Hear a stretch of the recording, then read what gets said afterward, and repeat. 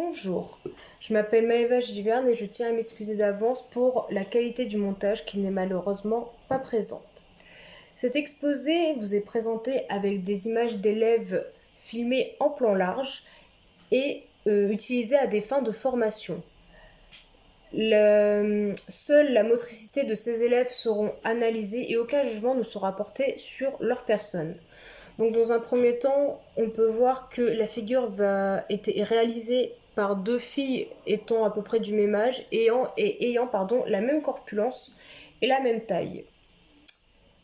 Donc pour cette figure, nous allons l'analyser de façon microscopique en évoquant la sécurité, l'efficacité et l'esthétique.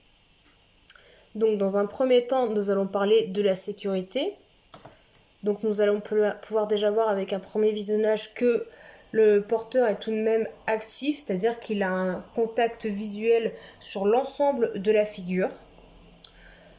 Aussi, on peut remarquer dès le début que la prise poignet-poignet, qui est pourtant obligatoire sur cette figure, n'est malheureusement pas présente. Voilà, on a plus une prise là au niveau du coude et du bras.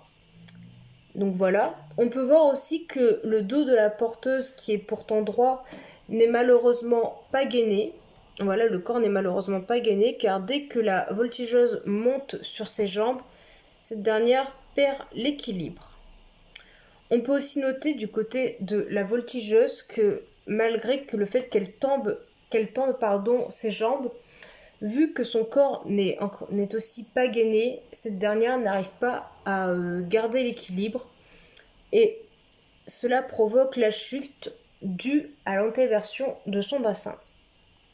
On pourra aussi évoquer la plus grande raison de la chute au final, c'est le fait que les deux jeunes filles ne communiquent pas entre elles lors de la figure.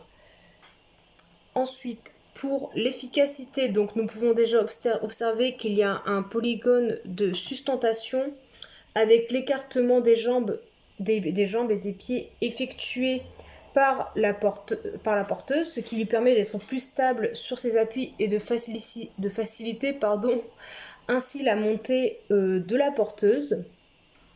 Aussi, le voltigeur va devoir impulser sur son pied d'appui afin de pouvoir monter sur les jambes de la porteuse. Il va devoir aussi être également gainé et fixer un point fixe afin d'être stable et de pouvoir garder l'équilibre. Il va aussi falloir trouver son bras de levier afin de pouvoir équilibrer durant les moments de force, notamment grâce à leurs sensations proprioceptives qui vont permettre de réguler leur force. Enfin, pour ce qui est du point de vue esthétique, on pourra noter que, c'est pas la meilleure image, on pourra noter que malgré, malgré le fait qu'il n'y ait pas de prise poignet-poignet, les bras sont tout de même tendus, ce qui permet de créer un certain volume lors de la figure. Je vous remercie de m'avoir écouté.